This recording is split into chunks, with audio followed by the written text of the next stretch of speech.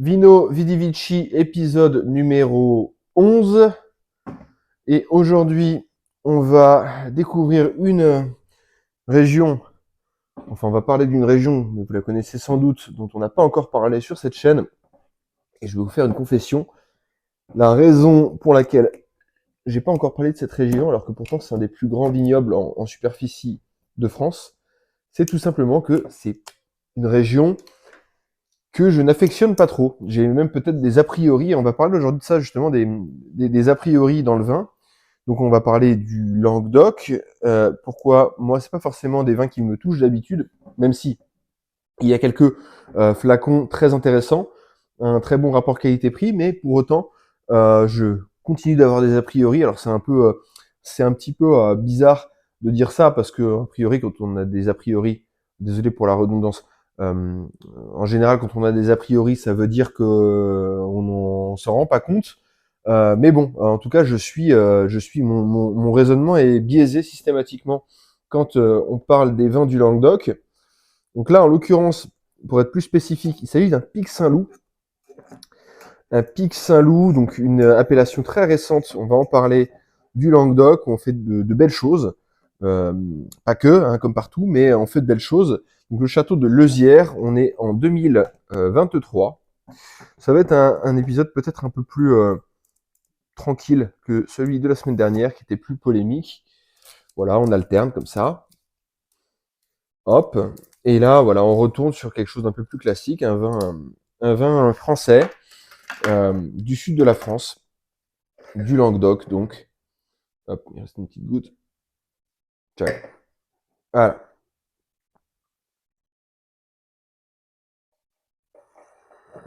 Donc, en plus c'est bien parce que ce soir je suis avec un ami qui aime bien les vins comme ça, un peu costaud et charpenté.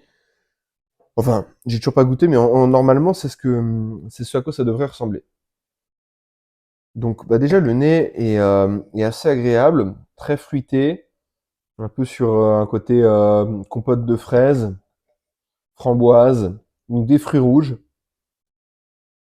Il y a du soleil, côté un peu un poil vanillé.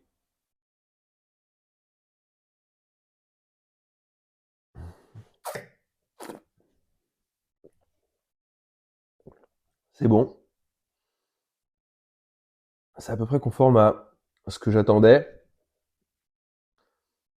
Bon, il n'y a pas non plus une émotion immense, mais bon, il y a des gens qui s'appelaient et je peux tout à fait le comprendre. Mais moi, très honnêtement, ce ne sont pas forcément mes vins favoris dans le Languedoc. Alors, je vais insérer ce petit bout de vidéo au début, ça va être un peu bordélique, je vous prie de m'excuser. Mais en fait, je suis un peu frustré d'avoir critiqué le vin au tout début en l'ouvrant, parce que là, j'ai bu une gorgée juste après avoir fini l'épisode, et je le trouve très bon. Donc gardez en tête que ce vin est bon, et que j'ai prouvé en quasi live que j'avais trop d'a priori sur les vins du Languedoc.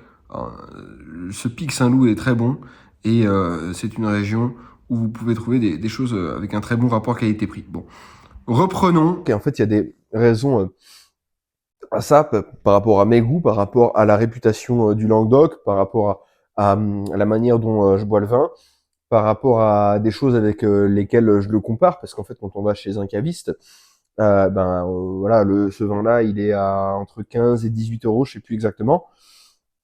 Bah, moi, vous me donnez 15 ou 18 euros, je vais peut-être aller plus facilement prendre des vins de Loire, je vais peut-être plus facilement prendre des vins de Bordeaux, du Beaujolais, comme on en a parlé il y a 2 semaines. Et pourquoi c'est intéressant? Parce que ce sont 4 régions, le Languedoc, la Loire, le Beaujolais et le Bordeaux, où il y a beaucoup d'a priori. D'ailleurs, on a déjà parlé de Bordeaux dans le premier épisode, aussi dans l'épisode sur le Sauterne, mais on n'a jamais vraiment parlé frontalement de la réputation de Bordeaux, qui est parfois pour certains surfaite, selon moi pas forcément. Mais justement, on en parlera peut-être la semaine prochaine, peut-être la suivante, je verrai si j'alterne avec un vin blanc. En tout cas, tout le monde, tous les amateurs de vin ont un a priori sur tout un tas de vins, ont des œillères, disons-le. Et ce qui est bien parfois, c'est de réussir à aller au-delà et en tout cas voilà, de mettre à l'épreuve nos a priori respectifs. Mais pourquoi est-ce que le Languedoc a, disons, une relativement mauvaise réputation, même si ces dernières années, ça a pas mal changé? Et quel est peut-être l'intérêt du Languedoc, en tout cas, à qui ça peut plaire? Bon, déjà, ce qu'il faut savoir, c'est que aujourd'hui, vous avez peut-être entendu parler de la prime à l'arrachage des vignes dans le vignoble français. Ça concerne beaucoup le Languedoc et Bordeaux. Pourquoi? Parce qu'aujourd'hui, on est il y a une crise de surproduction. Il y a trop de vin qui est produit et l'offre ne peut pas être avalée par la demande. Mais en fait, ce qui est intéressant, c'est que dans le Languedoc, ça n'est pas la première fois qu'il y a une crise de surproduction. Et en 1907, il y avait eu une révolte des vignerons languedociens parce que leur vin se vendait vraiment à des prix complètement dérisoires. Et ils étaient, alors je sais pas exactement comment s'est déroulée cette révolte, mais ils étaient extrêmement mécontents et ils n'arrivaient plus à vivre de leur activité de viticulteur. Donc, je simplifie l'histoire, mais qu'est-ce que ça a engendré? Bah, déjà des arrachages de vignes, des gens qui ont arrêté leur activité, qui ont changé. C'était pas encore tout à fait la fin de ce qu'on appelle l'exode rural, donc beaucoup de populations rurales entre-temps sont venues se déverser dans les villes, donc sans doute les villes alentours. La plus grande ville du Languedoc, c'est Montpellier. Et, euh, et donc, du coup, les productions se sont un peu centralisées et petit à petit, ce sont des coopératives qui ont pris en fait tout qui ont pris l'essentiel de qui se sont mis à produire l'essentiel de la production languedocienne. Et du coup, il n'y avait pas trop de vins, de terroirs, d'appellations comme on peut avoir dans d'autres régions, comme dans le Rhône où on est déjà allé, comme même à Beaujolais où il y avait déjà une distinction entre les crus de Beaujolais, le Brouilly, le Moulin, avant que j'avais oublié la dernière fois le Chirouble, etc. Euh, à Bordeaux où il y avait déjà une cinquantaine d'appellations. La première appellation du Languedoc c'était Fitou. Et puis après, pendant très longtemps, il y a eu assez peu d'appellations qui se sont créées. Encore aujourd'hui, il y a seulement 15%, je crois, du vin du Languedoc qui est produit en appellation Languedoc, donc l'appellation régionale, ou dans l'un des crus comme, enfin l'une des appellations comme Pic Saint-Loup, Minervois, Fitou, etc. Donc ça reste encore assez restreint. Et pendant longtemps, c'était pas exactement dans la culture du Languedoc, c'était des vins, voilà, produits pour la masse, des vins simples, sans prétention, mais avec peu de valeur déjà gustative, et donc souvent ça se traduit par peu de valeur financière. Donc pendant longtemps, le Languedoc c'était vraiment cette terre-là de vin de masse. Et d'ailleurs, j'ai plus exactement les chiffres en tête, mais en fait les trois pays les plus gros producteurs de vin, ça se tient toujours dans un mouchoir de poche, c'est Italie, France et Espagne selon les conditions météorologiques de l'année. Et en fait, pendant longtemps, voilà, la France était celle qui fournissait le plus de vin, de vin en vrac. Après, elle a été dépassée par l'Italie, je crois, et puis par l'Espagne. Mais voilà, des petits vins de table, quoi, des petits vins pas forcément excellents. Et même d'ailleurs, parfois, des vins qu'on appelle teinturiers, ou alors une expression qui m'avait beaucoup amusé. C'était des ouvriers viticoles à Saint-Émilion qui appelaient ça des vins de lune. Alors qu'est-ce que c'était les vins de lune selon eux? C'était les vins qui arrivaient par camion-citerne depuis le Languedoc pour en fait aller booster un petit peu la production de vin à Saint-Émilion. Et donc c'était illégal, mais comme partout, des pratiques illégales, voilà, ça reste assez courant. Donc, alors, qu'on ne me fasse pas dire ce que j'ai pas dit. Hein. Je dis pas que les vins de Saint-Émilion sont tous dopés avec du vin bas de gamme du Languedoc, mais c'est des phénomènes qui arrivaient. Donc voilà, du petit vin pas très cher. Et il y a quelques vignerons un peu fous, peut-être qu'on aura l'occasion de goûter leur vin, j'espère. Le premier étant Monsieur Guibert, Aimé Guibert, dans les années 70, qui se sont mis à faire des vins de terroir, ce qui était très très inédit en Languedoc. Ils ont dit, bah non, moi, je vais maîtriser, je vais planter tel cépage parce que ça va bien avec tel sol. Je vais maîtriser ma production et je vais faire des vins qui sont destinés à être des vins haut de gamme. Et le pari pour plusieurs d'entre eux a été réussi. Hein. Il y a pas l'ombre d'un doute. Toujours est-il que c'était vraiment une toute petite minorité. Si vous allez à Bordeaux dans le Médoc, la plupart des vins, il y a des mauvais vins dans le Médoc, mais il y a toujours un peu cette idée de vouloir mettre en avant le terroir, la qualité, alors qu'en dans le Languedoc, c'était pas vraiment c'était pas vraiment la culture. Et donc voilà, dans les années 70, il y a eu cette première impulsion. Et puis dans les années 80, on a commencé à voir émerger quelques appellations. Par exemple, l'appellation de Minervois, c'est une autre appellation dans le Languedoc où il y a des très bonnes choses, des très très bonnes choses. Donc cette appellation date de 1985. Ensuite, qu'est-ce qu'il y a eu d'autre? Faugère, je crois, c'est dans ces années-là aussi. Et Pic Saint-Loup, alors c'est extrêmement récent, c'est 2016. Donc c'est une appellation qui a seulement 10 ans. En fait, avant, c'était Coteaux du Languedoc, et il précisait Pic Saint-Loup, parce qu'on savait pendant longtemps que à Pic Saint-Loup, il y avait des terroirs plus intéressants. Le Pic Saint-Loup, c'était une petite montagne, donc qui est un peu surélevé et donc qui permet d'apporter de la fraîcheur au vin, parce qu'on va en parler, mais l'un des défauts de beaucoup de vins du Languedoc, y compris des vins du Languedoc qui se prétendent qualitatifs, mais à titre perso que moi j'aime pas, ça plaît sans doute à des gens, mais pas à moi en tout cas, c'est qu'ils sont un peu lourds et donc du coup cette fraîcheur qu'on va avoir quand on arrive un peu sur les hauteurs, ça va donner des vins beaucoup plus digestes, beaucoup plus fins, beaucoup plus agréables. Donc Pic Saint-Loup, on est voilà en 2016. Ça n'arrive pas avant 2016. Là, c'est des cépages Grenache, Syrah. Donc on a déjà parlé de la Grenache. La Grenache, ça peut vite donner des vins très sirupeux, compotés, alcooleux quand c'est pas bien maîtrisé. Donc vraiment dans ces régions où il fait extrêmement chaud, surtout aujourd'hui avec le réchauffement climatique, euh, voilà, la hauteur c'est plus qu'apprécié. On a déjà parlé de la hauteur aussi à Bordeaux parce que Bordeaux est aussi une région qui sera touchée par le réchauffement climatique, en espérant que un jour il y ait une inflexion, mais pour l'instant la dynamique n'est pas dans ce sens-là, hélas. On- Et donc les cépages qu'on va retrouver dans le Languedoc, et ça m'amène à l'une des raisons pour lesquelles j'aime pas trop. Enfin, je ne suis pas touché par cette région, même si encore une fois il y a quelques très très bons vins. Euh, c'est que en fait il n'y a pas de cépages autochtones. Ce sont des cépages soit espagnols, soit méditerranéens. Donc on va avoir de la Syrah, mais bon la Syrah, la capitale de la Syrah, si j'ose dire, ça va être le Rhône Nord. De la Grenache, alors la Grenache c'est un cépage espagnol qui donne des très grandes choses en Catalogne, qui donne des très grandes choses en Rhône Sud vers Châteauneuf-du-Pape, et qui donne des grandes choses ailleurs, mais voilà, c'est déjà deux. On va prendre un cépage ici, un cépage là. Donc déjà, c'est pas des vins avec une identité extrêmement forte. Même dans la manière de faire le vin, il n'y a pas quelque chose de vraiment spécifique, vraiment spécial, vraiment unique. Qu'est-ce qu'il y a d'autre? Alors un cépage que moi en général je n'aime pas, c'est le Carignan. Le Carignan, c'est un cépage espagnol qui vient de la ville à la base de Cariñena, on dit Cariñena en espagnol. Et alors ça donne vraiment des vins, quand c'est mal fait, faut s'accrocher. Hein.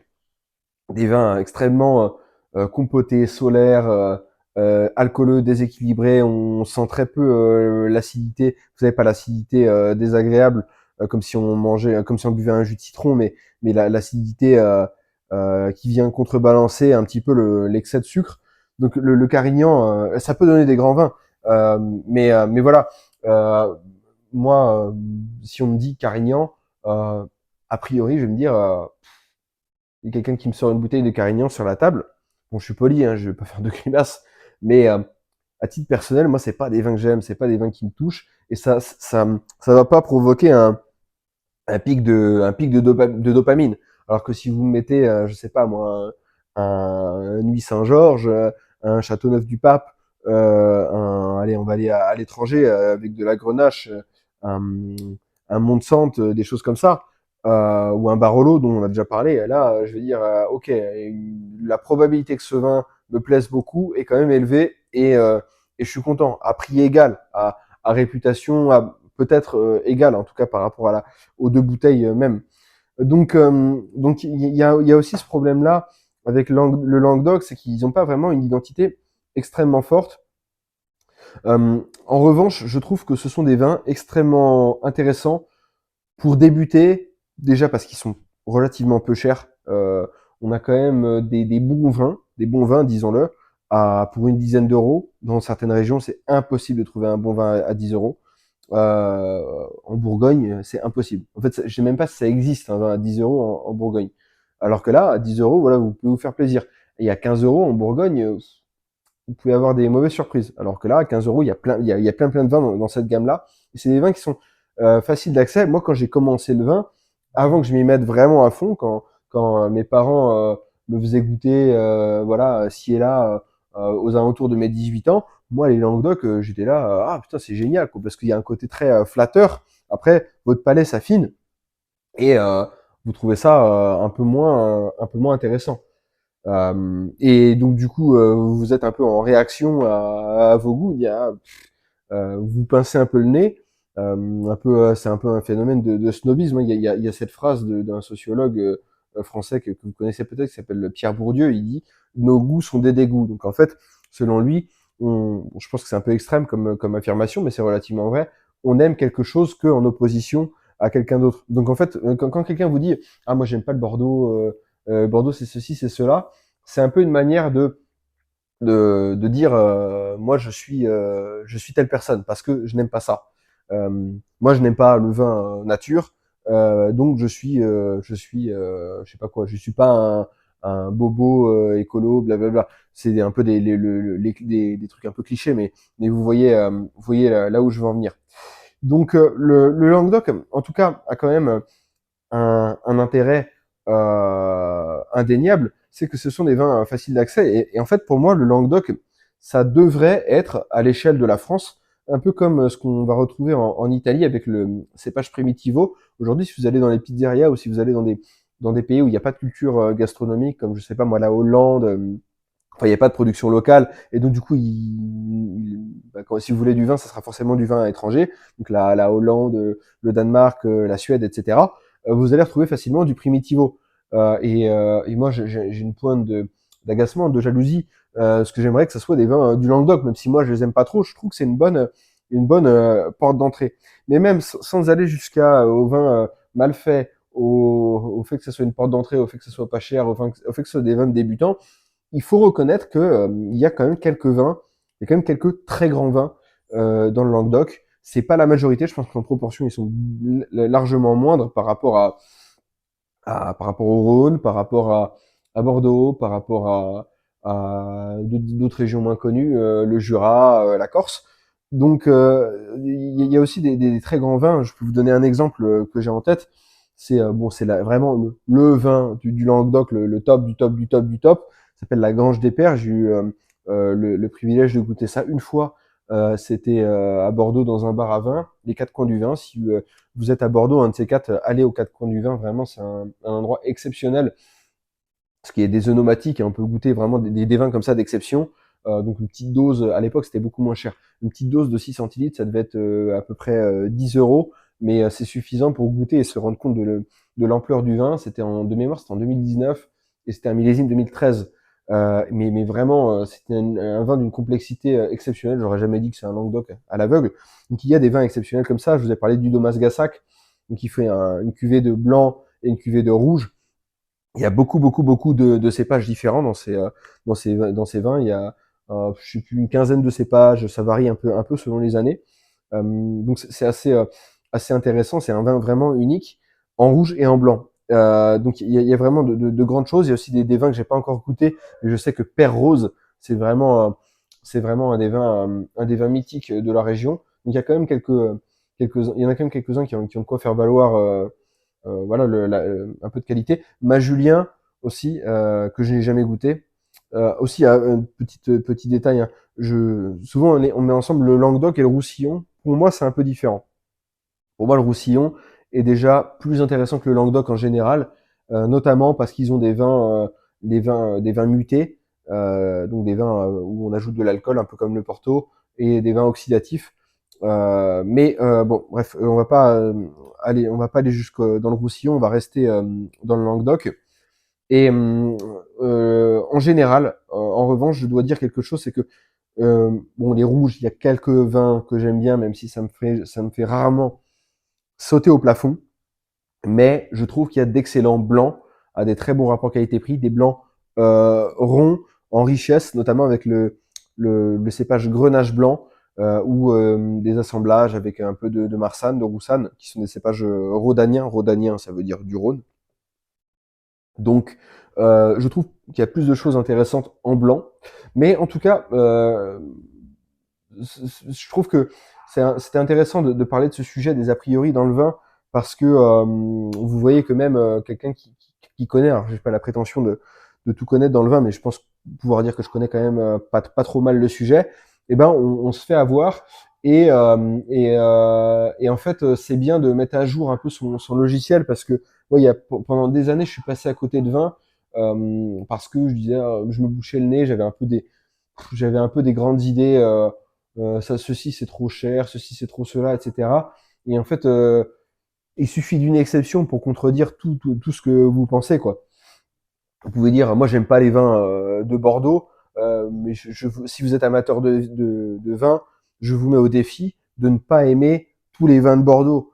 C'est impossible. Idem pour le Languedoc, il y a de grandes choses un peu partout. Après, c'est une question de proportion et c'est une question de est-ce que l'histoire vous fait vibrer. Moi je peux reconnaître la qualité des vins du Languedoc. Seulement, l'histoire du Languedoc me fait pas vraiment vibrer. Il n'y a pas trop de choses rocambolesques comme en Beaujolais, comme à Bordeaux, vraiment, enfin on en parlera très bientôt. On parle du Languedoc, mais je pense que j'ai dit plus de fois Bordeaux que Languedoc dans la vidéo. Mais vraiment, il y a des histoires qui sont fascinantes à l'échelle des domaines. Là, il y a très peu de domaines. D'ailleurs, j'ai assez peu parlé du domaine, mais c'est un domaine en fait c'est euh, un ensemble de domaines les c'est les domaines Nicolas Velas ou Vélias, je sais pas comment on prononce, V-E-2-L-A-S. Il a plusieurs châteaux, il a plusieurs cuvées, ça c'est un peu la petite cuvée. Je pense que ces cuvées un peu plus haut de gamme me plairaient plus parce qu'à mon avis il y aura plus de structure, plus de mâche, plus de complexité. Moi, j'aime les vins où il y a plus de complexité comme ça, mais qui souvent nécessitent un petit vieillissement. En tout cas, c'est très bien fait. Euh, je pense que je l'ai pas assez dit, ça reste un bon vin. C'est des vins qui peuvent notamment accompagner des plats un peu plus épicés, des plats un peu plus relevés.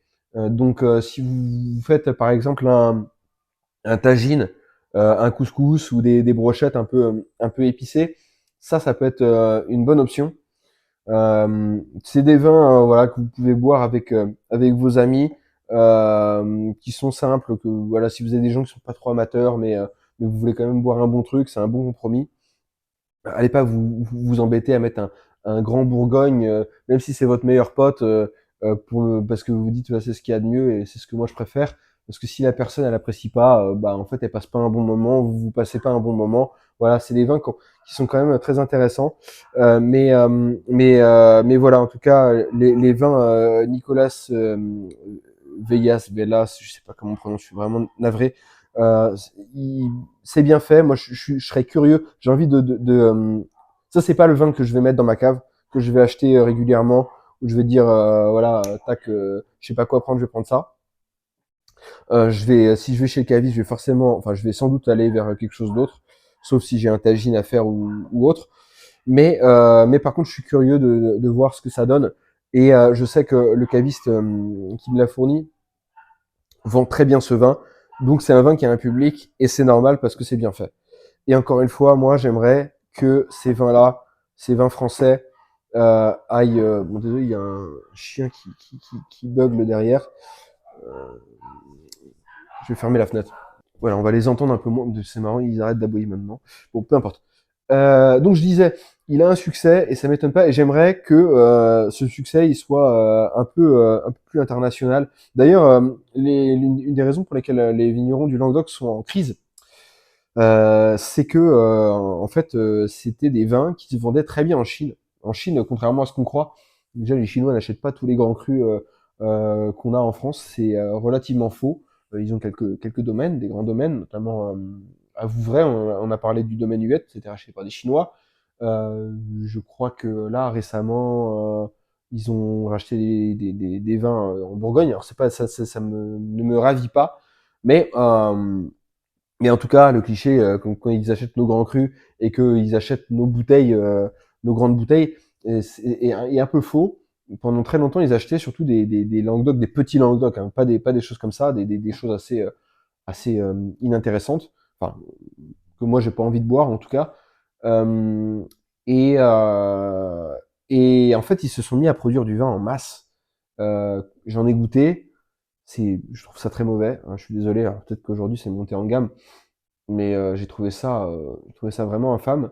Mais en tout cas, ça correspond au goût chinois, enfin, je sais pas si ça correspond pour l'instant au goût chinois, qu'ils sont en train de tester. C'est un peuple quand même, on peut leur reconnaître une certaine inventivité, une certaine forme de génie, et je pense que ils arriveront à subvenir à la demande de leur peuple. Euh, et c'est dommage parce qu'on a loupé le virage. Bon, après, il n'y a pas que le marché chinois. Je pense que le Languedoc a des cartes à jouer dans d'autres pays, mais ça serait bien que ça serve d'étendard au vin français, et puis qu'après, après ce cheval de Troie, euh, les, les étrangers du monde entier se mettent à boire de tous les vins français, donc du Pic Saint-Loup, du Nuit Saint-Georges peut-être quand ils auront un peu plus de capacité financière, et d'autres choses prestigieuses en blanc, en rouge, en pétillant, et que sais-je encore. Voilà, cet épisode s'achève. J'espère que ça vous aura plu. J'oublie tout le temps de le dire, mais si vous pouvez mettre un j'aime, partager, vous abonner, mettre des commentaires, blablabla, pour l'algorithme, je vous en serai infiniment reconnaissant. En tout cas, on a de plus en plus d'abonnés. Je pense qu'au moment où je publierai cette vidéo, on aura dépassé les 200, peut-être même les 250. Allez, soyons ambitieux. Donc c'est bien, cette chaîne plaît. Elle fait son petit bonhomme de chemin. Moi, je suis content de voir que j'ai des retours positifs, pas forcément sous les commentaires, mais des gens qui viennent me voir par message privé ou autre. Donc j'en suis heureux et ça m'encourage à continuer. Donc voilà, le Pic Saint-Loup, il sera bu ce soir avec quelqu'un à qui ça va plaire. Et on va passer un bon moment parce que c'est pour ça que le vin est fait, c'est pour partager. Voilà, mesdames, messieurs, ciao, à bientôt.